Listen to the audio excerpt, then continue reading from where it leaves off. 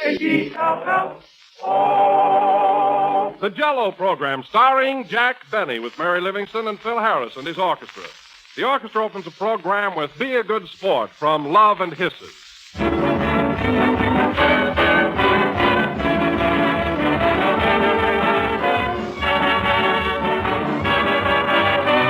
One of our listeners from Boston writes, when I'm dining out in a restaurant and I see the word Jello on the menu, I feel just as if I'd met an old friend. Well, you have, because like an old friend, you can always depend on genuine Jello. It will be tempting and delicious wherever you have it. For there is only one Jello, and the name Jello is a trademark, the property of General Foods. That's the reason we always emphasize the point of your asking for Jello by name, whenever and wherever you order it, whether it's from your grocer or in a restaurant. Restaurants serving real Jello can now display an autographed picture of Jack Benny. Look for his picture as your assurance that they serve genuine Jello. So if you want to enjoy Jello's delicious extra-rich fruit flavor, Jello's satisfying fresh fruit goodness, always insist by name on the one and only genuine Jello.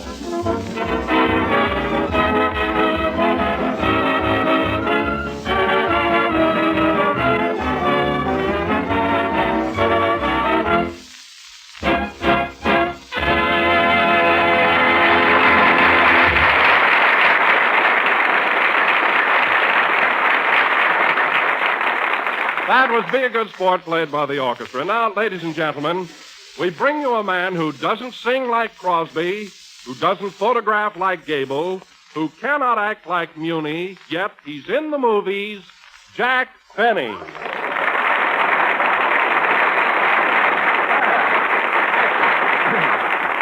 Thank you very much. Hello again, this is Jack Benny talking, and Don, you kind of floored me with that introduction. Of course I'm in the movies. I may not sing like Crosby or act like Paul Muni, but I do photograph well, and you know it.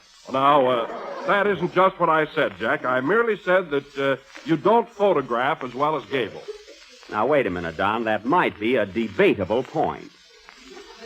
After all, it is a matter of opinion. You have your side of it, and the rest of us have mine.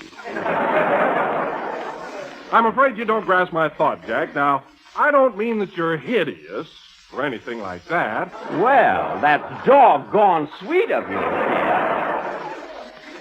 What I'm trying to say, Jack, is that Gable is a rugged, muscular, outdoor type of man. You know, he goes in for sports like hunting and fishing. Well, what do you think I do? I spent the whole morning reading Field and Stream. And for your information, Don, I sleep without pajamas winter and summer. Go on, you're kidding. Oh, I am, eh? Say, Phil. Yes, Jack? You stayed overnight at my house lots of times. I sleep without pajamas, don't I? Yeah, but you got sleeves in the blankets.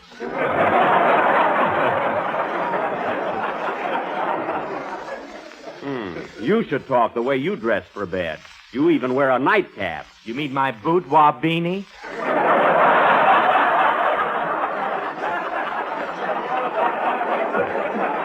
Yeah. Any man that'll wear a nightcap... Well, I have to protect my hair. Oh. I can't put it in a drawer and go to bed like you do.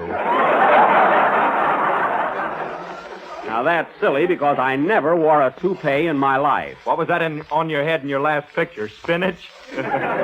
Yes. Well, it sure had a nice wave in it. Anyway, who started all this talk about my locks and how I photograph and Gable and everything, huh? Well, Jack, I read in the paper just yesterday that you're going to start your new picture pretty soon. Oh, is that how you happen to bring it up there? Well, yes, I am, Don, and I want to tell you, fellas, it's going to be a swell picture right up my alley. They've already sent me a script, and I'm going Hello, Jack. Hello, Mary. They've already sent me a script, and I'm going to... Hello, Don. How goes it? Swell. Hello, Mary. They've already sent me a script, and I'm going to... Hiya, Phil. Hiya, Mary. Glad to see you. They've already... Please, Mary. They've already sent me a script, and you know, fellas, I do feel that this time they've really caught the true Benny. Well, Jack, I thought your last picture captured your personality very nicely. Well, Don, not completely. It did have the outer me. You know, a surface portrayal. But in this new picture, you're going to see the inner me. You know, deep down inside. Gee, I can hardly wait till it's released. Me too. I'd like to see what your liver looks like.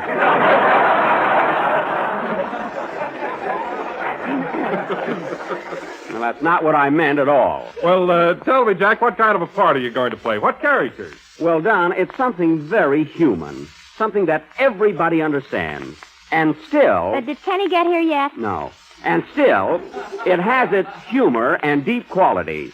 I feel that at last... That guy never gets here on time. Mary, I'm talking. Oh, then I don't blame him. Anyway, fellas, in this new picture, I play the part of a kleptomaniac. A kleptomaniac? Yeah, you know, one of those fellas who imagines he's sick all the time, you know. A fellow that's always taking pills. Why, that's hypochondriac. A kleptomaniac is a thief. Well, anyway, I play the part of a big word.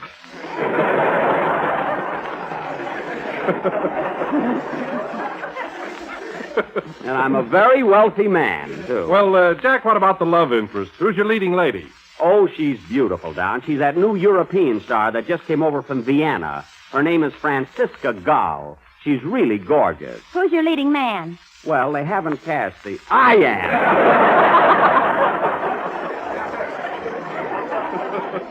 Who's your leading man? Which reminds me, Mary, just before you came in, Don insinuated that I don't photograph like Gable. Why, that's silly. You got him beat a mile. Certainly. And listen, Don. Say, wait a minute. Do you mean Clark Gable? Yes. Oh, then forget it. Don't worry, I'll do all right romantically. You know, fellas... See, I can't be nervous today. You know, fellas, working with a girl like Franziska Gall, it'll sure be a kick doing those love scenes. Gee, I hope I won't be nervous. Yeah.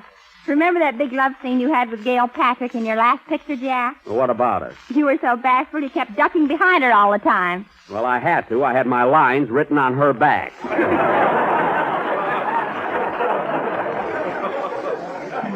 And believe me, I'll learn my part thoroughly next time. You know, Jack, I'm awfully sorry you're going to make this new picture. I wish it wasn't ready yet. Why, Mary? Well, I've got the most wonderful idea for a love story, and it just fits you to a T. Oh, it does, eh? Your idea. Well, I don't want to hear it. Oh, give the kid a chance. What's it all about, Mary? Well, the scene is a desert island in the South Seas, and Jack is alone on this island with Carol Lombard. Oh, with Carol Lombard. Say, that's a swell idea. What happened? Well, when the picture opens, Carol is seen swimming away from the island, and Jack is shouting to her. Oh, she leaves me right at the start of the picture. Yes. That's a fine story. Don't complain. I had Garbo there, and she swam away, too. Oh. Say, the women take to me like a duck to water. Is there more to it? Yes. Now, here you are all alone on this desert island. Yes. And you don't know what to do. Mm-hmm. So you start carving your initials in a palm tree, which later turns out to be a baboon. A baboon? This is the beginning of a beautiful friendship.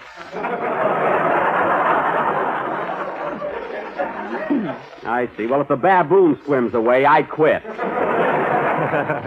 But at that, there's a situation there. Now, who could play the baboon? Maybe you could double, Jack. Quiet. Is there any more to it, Mary? Oh, sure.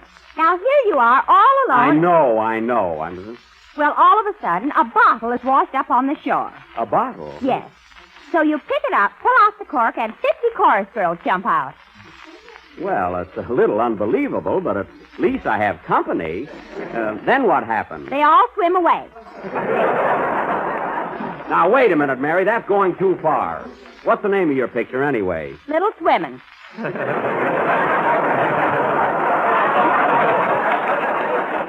Well, that fits, but I'm not interested in it, so let's change the subject. Oh, Phil. Yeah? Are your boys ready for the next number? No, they all swam away. Oh, they did, eh? Well, make them come back. Can't do it, pal. They caught up with the chorus girls. Oh, well, here I go, too. Splash, splash, dunk. I'm swimming now, folks. I'm swimming.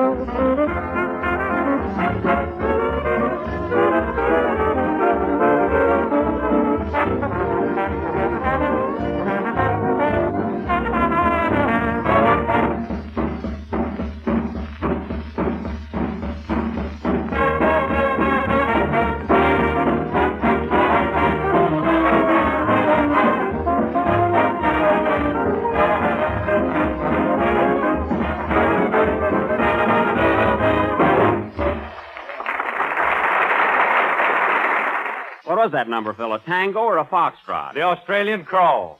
Oh, we're quite aquatic tonight, aren't we? Huh? Yes, and ladies and gentlemen, if you wish to enter this water carnival, swim to your nearest grocer, wring yourself out and say, "Give me a package of Jello. Gurgle, gurgle." Well, boy meets gurgle. That was very clever, Don, and certainly apropos. Now, where were we here? So here you are, all alone on this desert island. Mary, I'm not going to be on that desert island because I'm not going to play the part.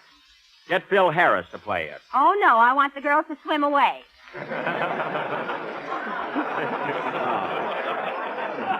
Now, I suppose Phil would be right at home on a desert island with 50 girls. Yeah, man. Well, you play it then. Oh, hello, Kenny. Hello, Jack. I hope you weren't worrying about me. Oh, no. Where were you? I was down in the drugstore eating. Oh. Had a malted milk, a chocolate soda, a bacon and tomato sandwich, a marshmallow sundae, and a bowl of soup. My goodness, you ate all of that? You must have been awfully hungry. No, it wasn't that. I knew I wanted something, but I just couldn't put my finger on it. Well, you certainly tried. Gee, I'm uncomfortable. Well, Kenny, why don't you take some bicarbonate of soda?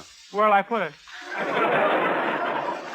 Well, I hope you'll be able to sing. Say, Kenny, you should have been here. Mary was telling me the plot of a story she wrote there. She wrote. Say, I helped write that. Oh, so you helped Mary with it, huh? He did not. All he thought of was the island. I put the water around it. Well, that was brilliant. Yeah. Say, Jack, I read in the papers you're going to start your new picture pretty soon. Is that right? Yes, Kenny, in a few weeks. They're casting the picture now. I play opposite that new European star, Francisca Gall. Oh, yeah, she's that Pekingese. Viennese.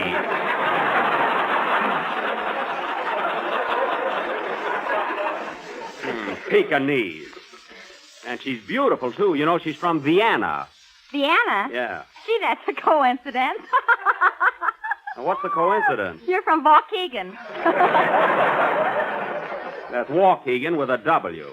Anyway, Kenny's going to be a pretty swell picture. And Francisca, this girl whom I married, is, I just thought of something. Oh, this is awful. What's the matter, Jack? I promised to call her up and make a date to read the script over with her. Mary, get Miss Gall on the phone, will you, please? Wait a minute. Here's the number. Okay.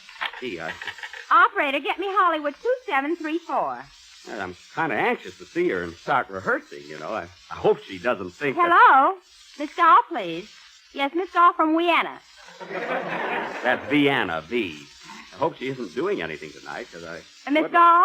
Jack Benny calling. Here you are, Jack. Thanks. Good evening, Miss Gall. Auf Wiedersehen. Oh, that comes later, I think. Well, what's new? I mean, what's new? Darn you, Mary. Oh, I'm fine, thank you, Miss Gall. How are you? Well, are you enjoying Hollywood? Can't be that funny. Quiet. Miss Gall, I just called to find out when you'd like me to come over for rehearsal. Mm-hmm. Well, how about tonight after the broadcast? I said after the broadcast. Oh, yes, I'm on the radio. She just got in town, folks. Well, I could get there by 9:30. Oh, that would be too late? Well, I could hurry over. I could run over. Why don't you roll over? Mary. Well, all right, Miss Gall. I'll be there right after the program. Well, goodbye. What's that? Mr. Harris? Oh, do you know Phil? Well, Miss Gall, we wouldn't want any interruptions during the rehearsal, you know. You know the old saying, 3 is a crowd. Oh, you don't? Well, yes, if you feel... Oh, all right, I'll be glad to bring them along. The more, the merrier, I always say. Goodbye. How long have you known her, Phil? Oh, about a week. I'll be glad to go along. Yes, do that. All I want to do is rehearse and get out. Surely a matter of business with me. Well, I had nothing to do with it. She asked for me, and all I wanted to do... I didn't say you had anything to do with it. Well, you're not mad, are you? Of course I'm not mad. Mad? What for? Oh, Jack. Oh, go ahead and sing. I've had enough of your back talk. Oh, gee whiz. Gee whiz. Well, what are you waiting for? Someday that kid will drive me nuts.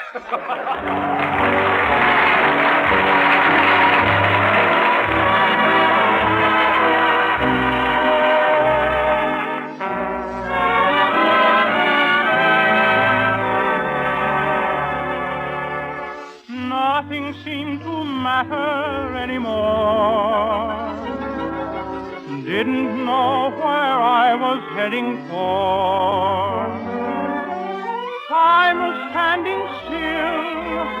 No one counted till there came a knock, knocking at my door.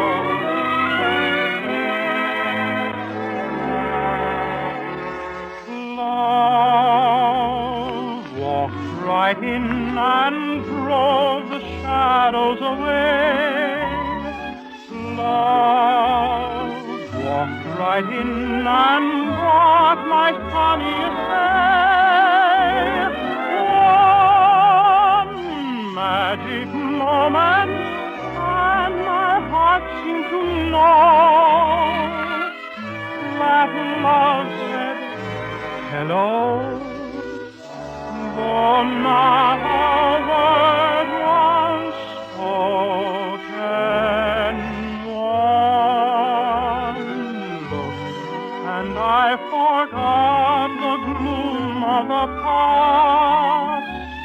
One look, and I had found my future at last. Oh, then and there I found a world completely new. When love walks in with you.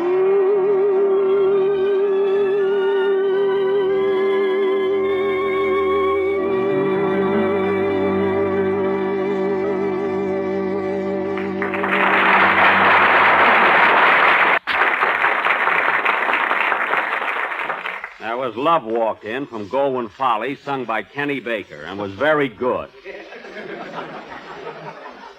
And now, folks, What are you mad at, Jack? I'm not mad. When I have to rehearse with my leading lady, I don't see why the whole world has to tag along. Phil's the one that's going. I'm not. You can bet your Aunt Susie you're not. You got an Aunt Susie. What are you picking on him for? I'm the guy you're mad at. I'm not mad at anybody, so let's drop it. And now, folks, if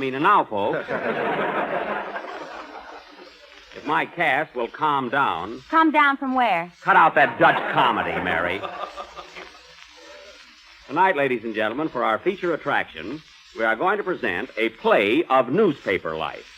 A stirring, fast-moving drama of the press entitled Behind the Front Page, or Scoop Benny's Scoop. I will play the part of Scoop Benny, editor-in-chief of the New York Daily Bulletin, a fearless journalist and the sworn enemy of gangland. The rest of my cast will be reporters. The opening scene is the editorial office of the Daily Bulletin, New York City. Curtain. Music.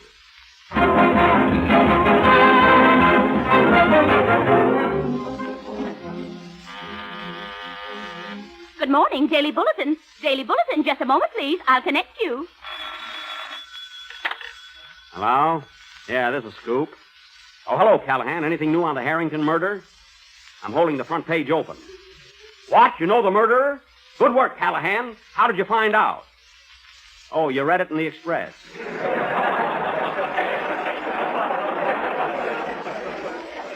Callahan, you're fired. This paper's got the worst bunch of reporters in New York City. What's the matter, Snoop? That's school. Callahan found out who murdered Harrington, the banker. He read it in the Express. Well, who killed Harrington? Oh, gone. I forgot to ask him. Here's 3 cents. Go out and buy an Express. It's a nickel now. Well, let it go.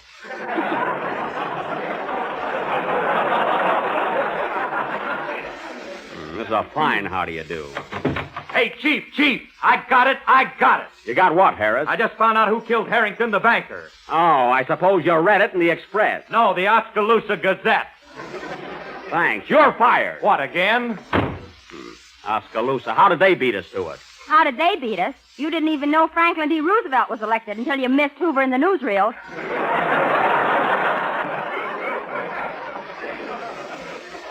Boy, you should talk after that assignment you were on today. I sent you down to the boat to interview Robert Taylor, and what happened?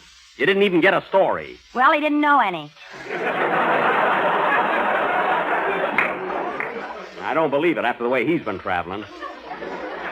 You're fired, too. Oh, shut up. What? Hey, Scoop! I got it! Got what, Baker? I found out who killed Harrington, the banker. Oh, where did you read it? In the Woman's Home Companion. That's ridiculous. It couldn't have been there. It was, too, right next to a recipe for angel cake. Well, how do they find the murderer? You take 2 cups of flour and a white of an egg. Get out of here!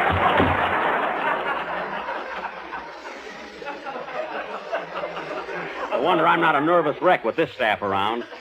Where's yesterday's paper? We didn't print one. We didn't print a paper yesterday. Why not? Nobody thought of it. Oh, it's a fine daily paper. We don't go to press as often as your pants. You said it. Is there a remote possibility that we published a paper today? Yes, here it is. Now, let's have it. Well, of all things. Miss Stewart, send in our Broadway columnist. Yes, sir. That guy's been getting away with murder. What's the matter, Scoop? Why, that...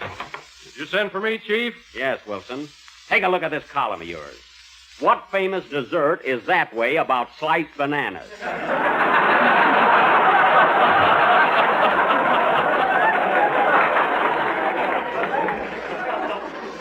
That's fine. Well, what's wrong with that? And look at this. There's no truth to the report that strawberry, raspberry, cherry, orange, lemon, and lime have pips. That's fine news. Why, Chief, people will eat that up. They'll eat what? That's what I want to know. Oh, darn it, I left out Jello. Well, put it in right away and use those big red letters. Gotcha, Chief. Say, Livy, Yes, Scoop. I was just thinking. I don't care who confessed to the Harrington murder. The guy behind that killing was none other than Nails Mulligan. Nails Mulligan? Yes, and I'm going to print that. You better lay off, Nails. You've been riding him a lot lately. Yeah, and I'm going to write him right out of town, the rat. Come in. Hey, Chief, I got it. You got what? The measles. Run for your life.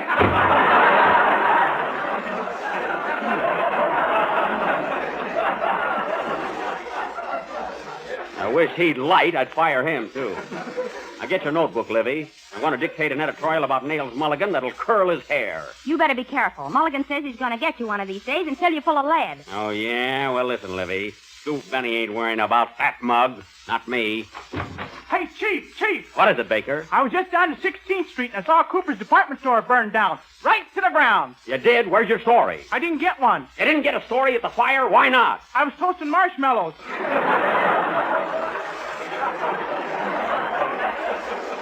Baker, that's the last straw. You're fired. Okay, see you tomorrow, Chief. Darn it, nobody believes me. Say, Scoop, What? are you going to run that editorial about Nails Mulligan in tonight's edition? Yes, I am, and I'd like to see his face when he reads it. The skunk. We can't say skunk, folks. Well, I'd be on my guard if I were you. Ah, forget it. Hey, Chief, here's a package just came for you by special messenger. Looks important. Let's have it. Don't open it, Scoop. Why not? Maybe it's a bomb. Sure, it might be from Nails Mulligan. Yeah, I better not touch it. Let somebody else do it. Where's that guy I hired last week to open packages? He opened one. Oh. Well, when he comes down, fire him. Hey, wait a minute. You hear anything? Listen. I do. It's ticking. Then it is a bomb. I better throw it out. Don't do that. It's valuable evidence. Don't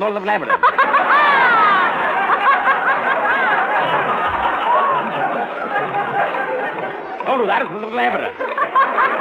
Maybe you can find Mulligan's fingerprints on it. Hey, Livy. Yes? Get Charlie Chan on the phone right away. What's his home number? Who ever heard of Charlie Chan at home?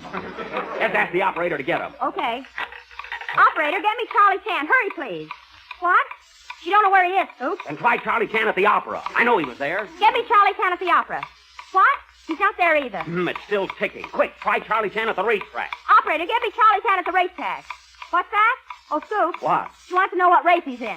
Never mind. I know. Try Charlie Chan at Monte Carlo. And hurry, the bomb is still ticking. It's getting louder. So long, Scoop. Hey. Operator, get me Charlie Chan at Monte Carlo. Hurry, Livy, hurry! Oh. Hello, Charlie. I got Charlie Chan, Scoop. Here he is. That's fine. Ask him how I can get off of this chandelier. Play, Phil.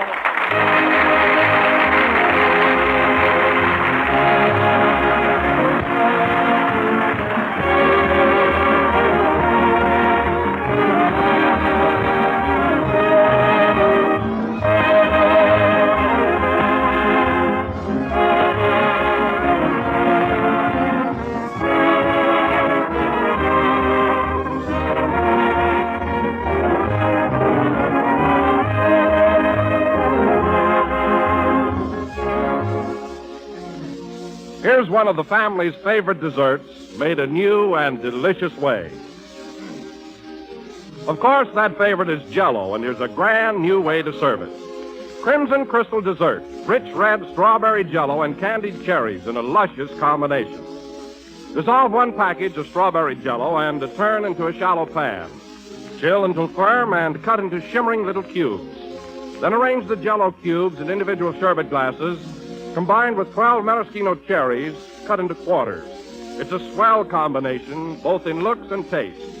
Strawberry Jello has a lovely, glowing crimson color and a flavor that takes you back to last summer's ripe red strawberries. For Jello brings you delicious, extra-rich fruit flavor that cannot be topped. So ask your grocer for genuine Jello and try this luscious new dessert.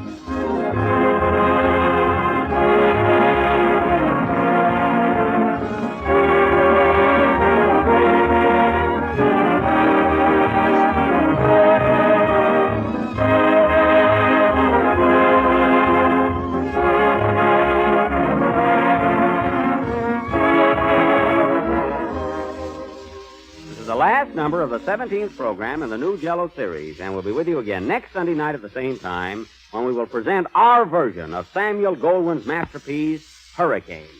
So remember, folks, next week we take you to that romantic island of Manakura, the South Seas, the tropics, the beautiful native girls on the beach. I'll bet they swim away. They will not. Good night, folks.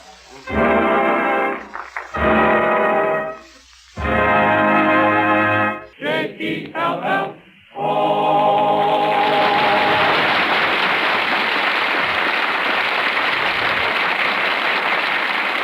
Kenny Baker appears on the Jello program through courtesy of Mervyn LeRoy Productions. This is the National Broadcasting Company.